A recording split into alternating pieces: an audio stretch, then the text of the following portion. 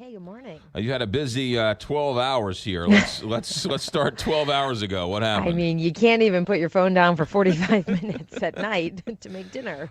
It all started when they said no more news for the night. Yeah, that's never going to happen around here. I mean, we could start in a variety of places, but, the president making some eyebrow-raising comments last night when he was surrounded by top military leaders saying this represents the calm before the storm.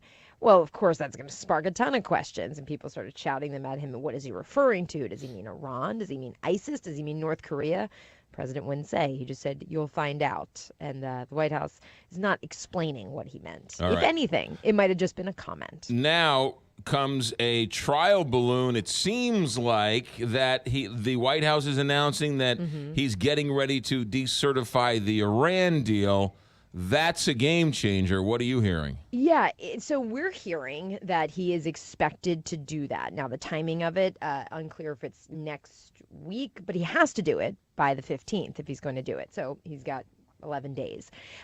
Here's where it's a little tricky. So you have the president's top military officials, you have international inspectors who all say Iran is in technical compliance with this deal. James Mattis, the defense secretary, went even further. He says that this deal is in the interest of U.S. national security. We are hearing that the president's going to tell Congress the opposite, that he's going to say he believes it no longer serves U.S. national security interests. So what happens? The president has these every 90 days, he has to recertify it. So he's already done this twice, but it was just quietly done. This third go-round of October 15th deadline, he's been much more publicly grumbling about not wanting to do it. So if he decertifies it, he kicks it to Congress. They have 60 days to look at it. And during that time, they have to decide whether or not they're going to put sanctions back on Iran. Sanctions that have been suspended with this deal. If they do that, that would officially end the U.S. participation. We would be not in compliance with the agreement, and then we'd be out of this deal. So just so I understand this, you're saying that even though the president can quote unquote decertify the agreement, Congress still has some control over this? It's really, they have almost all of the control. Like there's this mechanism where it's not just up to the president. He comes out next week, gives a speech, I'm decertifying it. That's not the end of it. The way this was written was so that the president couldn't do that. That Congress then would have to decide whether or not to put these sanctions back in place. And that would be officially the end of it. So now here's where the cynical politics comes in, like everything in Washington. Why would he do this? Well, it could put more pressure on Iran. I'm going to decertify this. We're going to threaten you with other sanctions, the old ones, maybe even some new ones.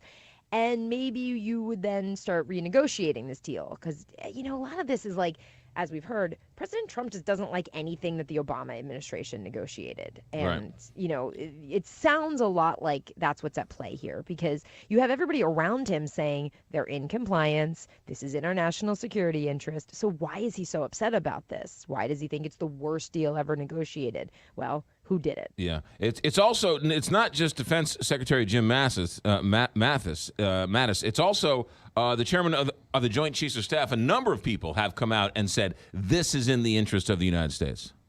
Could you repeat that? I lost you for a second there. The chairman of the Joint Chiefs, as well as others, have come out and agreed with Mattis, saying this is a good deal for the U.S. Yeah, I mean, the president kind of stands alone on this one. And there's always the question of, is it like the good cop, bad cop thing? Are they saying that so he can say that? I mean, I don't think so. It certainly does send a very mixed message. You also have the Iranians saying, we're not renegotiating this. Like, that's not an option right now. This was done with Iran, the U.S., China, France, Russia, the UK, Germany, and the EU. This was not an overnight thing. I mean, we all remember John Kerry pretty much like living in Europe and working this out. This was a very complicated deal.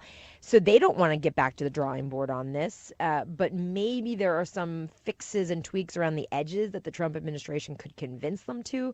Right now, that's not clear. Busy 12 hours. Karen Travers live in the White House. Karen, thanks for the best. Thank you. Have a great